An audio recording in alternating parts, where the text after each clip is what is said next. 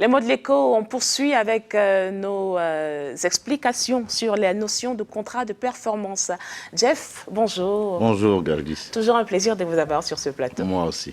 Alors hier, on a débuté un peu en expliquant ce que c'est qu'un contrat de performance et aujourd'hui, on rentre en quelque sorte dans le travail pratique. Oui. De ça, en lien avec l'actualité, une circulaire du ministère des Finances qui établissait un peu les contours de ces contrats de performance-là entre soit l'État, soit les collectivités ou les conseils régionaux et les entreprises publiques. Faites-nous un peu une analyse de cette circulaire-là du ministère des Finances. Alors, il faut déjà dire que la circulaire a vocation à venir préciser les modalités et comment est-ce que dans la pratique, les choses devraient se faire. C'est un peu ça le rôle de la circulaire de façon générale. Et vous savez qu'il y a des circulaires lorsqu'il faut exécuter le budget qui viennent préciser comment, après que la loi soit votée à l'Assemblée nationale, comment est-ce que cette loi doit être exécutée. Donc la circulaire joue le même rôle. C'est un rôle de donner les modalités pratiques ou les conditions pour effectivement permettre que les contrats de performance s'exécutent dans les meilleures des conditions et surtout qu'ils aboutissent, qu'ils aboutissent autant pour moi ces contrats-là à des choses pratiques et aussi à des résultats palpables. Ainsi, la circulaire commande. Il faut déjà préciser qu'elle est adressée à tous les présidents des conseils d'administration et les directeurs généraux des établissements et entreprises publiques. Ça, c'est la première chose. Maintenant, la circulaire commence par rappeler ce pourquoi les contrats de performance sont faits et statue sur le fait que ces contrats arrivent maintenant. Donc, notamment les constats qui ont été faits suite à plusieurs études et observations d'ailleurs sur le terrain. Notamment, nous avons parlé ici hier de la faiblesse, n'est-ce pas, des résultats engrangés par ces différentes entreprises-là. Ces résultats qui ne sont pas toujours de nature à permettre que ces entreprises-là remplissent leurs missions, les missions qui leur sont assignées. Par ailleurs, le lourd poids de ces entreprises dans le budget de l'État et surtout par rapport à la dette publique, donc qui peuvent créer ainsi des risques budgétaires. Et c'est pour ça qu'il fallait donc déjà rappeler cela, que c'est en sus de la réforme des finances publiques entamée depuis 2017 que l'on en va directement vers les contrats de partenariat, vers les contrats de performance. Et ces contrats de performance visent effectivement à atteindre des objectifs parce qu'en fait, quand on dit contrat de performance, on voudrait aussi parler des contrats d'objectifs. Contrat d'objectifs ou contrat d'action.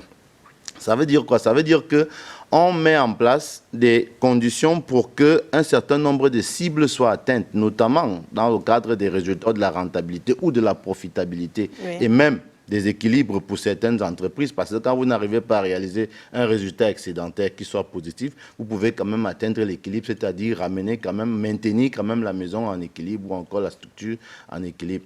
Ici, les contrats vont viser un certain nombre d'actions, notamment la gestion des ressources humaines.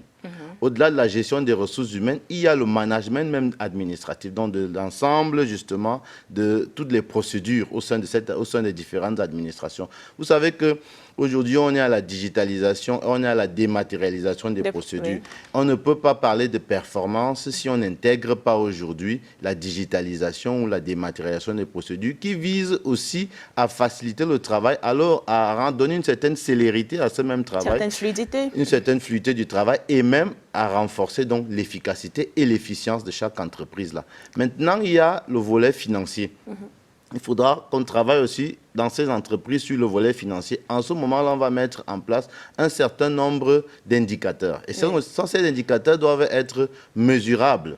Doivent aussi être, quand on dit mesurable, c'est mesurable en même temps dans le sens des chiffres, mais aussi dans le sens de la durée. C'est-à-dire qu'on va dire, par exemple, comme on a dit qu'on commence les contrats, la circulaire dit que les contrats commencent à partir de la date butoir, c'est à partir de janvier 2023. Donc, les différentes entreprises qui n'ont pas encore effectivement un ensemble de situations déjà bien arrêtées ont encore 6 mois pour migrer vers la mise en place justement de ces contrats-là.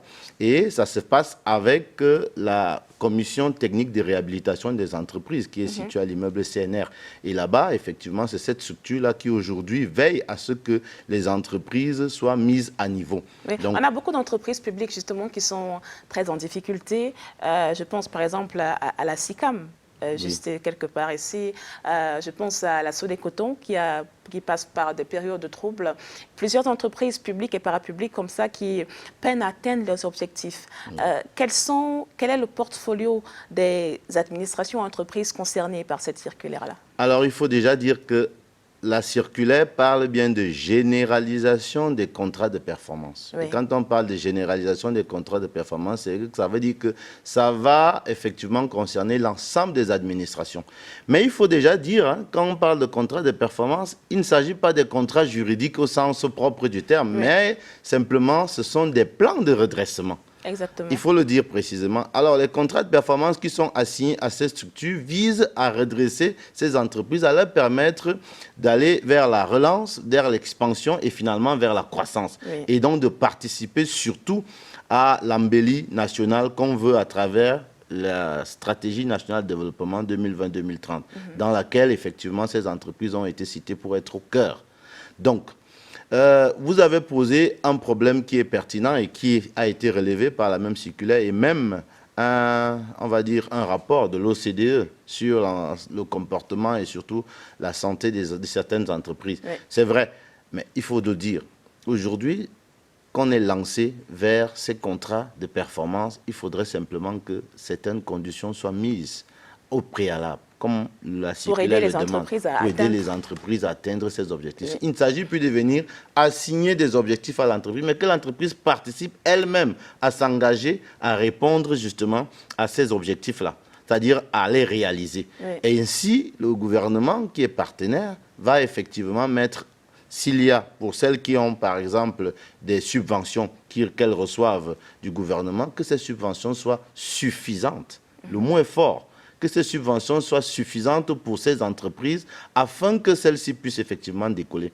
Lorsque vous avez évoqué une entreprise que je ne voulais pas citer, mais en fait, il n'est pas question d'évoquer des entreprises, mais c'est juste de dire quoi? C'est de dire que quand une entreprise a besoin, par exemple, de 3 milliards, oui, après avoir fait un audit de cette entreprise-là, elle a la possibilité, n'est-ce pas, de s'acheter des équipements de production nouveaux qui vont lui permettre, n'est-ce pas, d'engranger des bénéfices, oui, ou encore un résultat positif. Et elle a besoin d'un certain nombre de ressources humaines qui vont lui permettre effectivement de réaliser les objectifs qui lui sont assignés, oui, qu'on permette à cette entreprise-là de le faire, quitte à ce qu'on la juge donc sur ces résultats-là. Donc, qu'on mette les moyens suffisants et conséquents à ces entreprises-là pour que celles-ci puissent effectivement se réaliser. C'est au terme de ces 2 ans, on va dire, on va au 31 décembre 2024, tel que c'est fait, et puis ça peut être parce que c'est 3 ans ou 5 ans. Oui. Vous savez qu'on avait connu au départ souvent les contrats, les plans quinquennaux et autres. Mais aujourd'hui, avec les contrats de performance, on va évaluer ces entreprises, mais au terme, comme ça se passe en Corée, comme ça se passe aujourd'hui au Rwanda, avec les contrats imilligaux. Donc, vous pouvez, au terme de l'année, au terme d'une période, évaluer la dite entreprise et donc accorder une certaine note à l'entreprise et sanctionner dans le sens positif ou dans le sens négatif. Donc performance, oui, mais importance aussi de disponibiliser les ressources. Disponibiliser les ressources. De façon suffisante pour que l'entreprise puisse tenir surtout que les conditions, oui, tout à fait, et surtout que les conditions qui sont prises, les modalités qui sont mises en œuvre doivent être adaptées à chaque structure, que ce soit une structure marchande ou non marchande, et que les indicateurs qui sont pris soient effectivement adaptés sur le plan de la qualité et sur le plan de la quantité à chaque type d'entreprise qui aura été sélectionné ou qui aura été choisi pour effectivement avoir ces contrats de performance. Alors pour sortir, Jeff, question personnelle, est-ce que vous y croyez ? Oui, on y croit d'ailleurs, on ne peut pas ne pas y croire d'ailleurs parce que ça rentre effectivement, comme on dit, dans la mouvance de la réforme. Et aujourd'hui, je pense que le gouvernement qui a pris cet acte-là est conscient de ce qu'effectivement, depuis un certain nombre de temps, les résultats sont mitigés, oui, et il faut donner un coup d'accélérateur à la production de ces différentes entreprises. Et je pense que les contrats et les conditions sont très bienvenus parce que ça améliore. Et vous savez, la particularité de cette circulaire, c'est qu'elle précise effectivement qu'il y aura le ministre des Finances, oui, le ministre de l'Économie, le ministre de tutelle et aussi le président du conseil d'administration de la distribution. C'est un engagement des pouvoirs publics, c'est un engagement de ceux-là qui vont manager ces entreprises. entreprises désormais à produire des résultats qui soient effectivement ceux que le gouvernement ou ceux que les pouvoirs, ceux que l'ensemble des populations aujourd'hui attendent en vue de voir effectivement que ces entreprises produisent et apportent à la stratégie nationale de développement 2020-2030. Merci Jeff pour ce package. On se dit à demain. À demain s'il plaît à Dieu. À demain pour une autre édition des mots de l'écho. À tout à l'heure.